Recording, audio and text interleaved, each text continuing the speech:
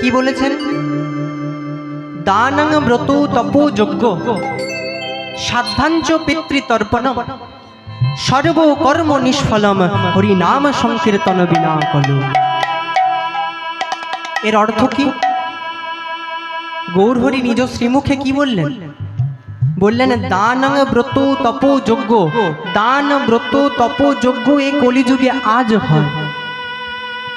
সাধ্যাঞ্চ পিতৃতর্পণ, আজও আমাদের পিতামাতা মারা গেলে আমরা তাদের শ্রাদ্ধাদি কর্মানুষ্ঠান করে থাকি, মহালয়ার দিন তর্পণ করে থাকি।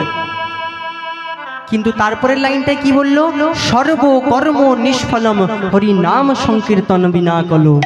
সর্বকর্ম নিষ্ফল হয় যদি এই কলিযুগে হরিনাম সংকীর্তন না গাও।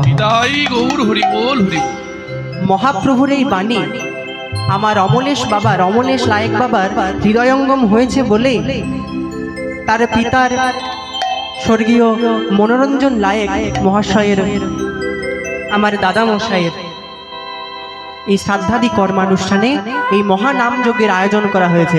তা একবার সবাই মিলে প্রেমানন্দে নিতাই গৌর হরি বল, হরি বল, হরি বল, হরি বল, হরি বল, হরি বল।